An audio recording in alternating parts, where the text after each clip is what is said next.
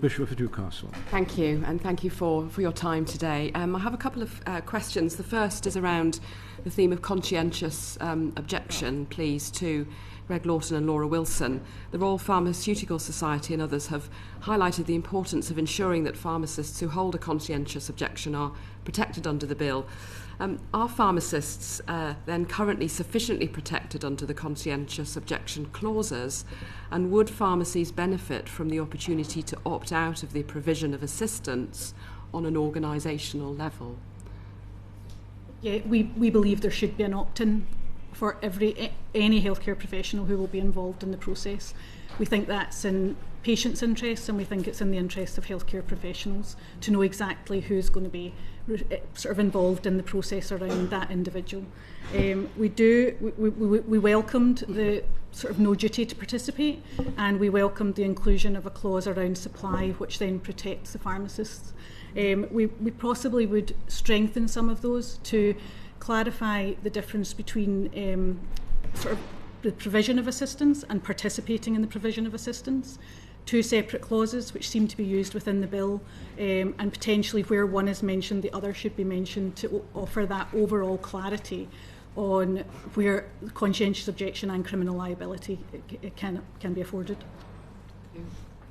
Greg Lawton. Thank you. It's an interesting question if there was an opt-out process, whether that would work at an organisational level or an individual level. In respect of what happens currently, there is provision in standards issued by the General Pharmaceutical Council as to conscientious objection, and that it seeks to strike a balance between religious belief, personal belief, for example, and the needs of a patient. This would be a new process and might invoke more, a greater prevalence of people seeking to rely on conscientious objection. And so I think that would need to be re-examined.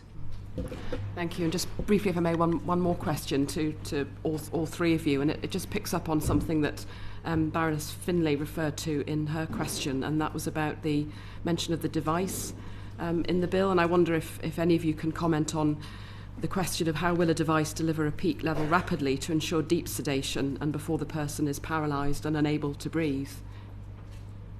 I suppose, obviously, without knowing what protocols are being suggested, it's very difficult to say.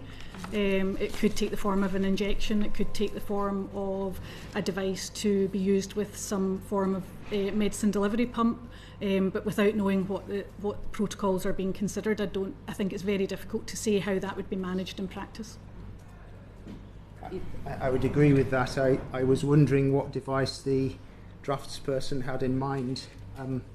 It would have to be a device which someone was capable of using themselves to self-administer the drug. So I'm not sure what is in mind there.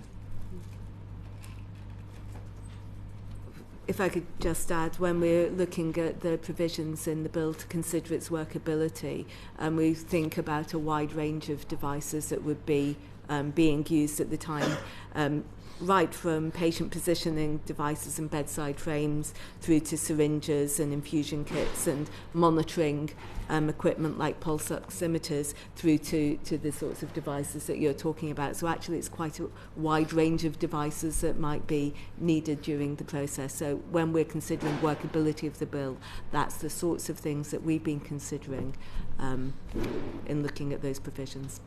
Thank you.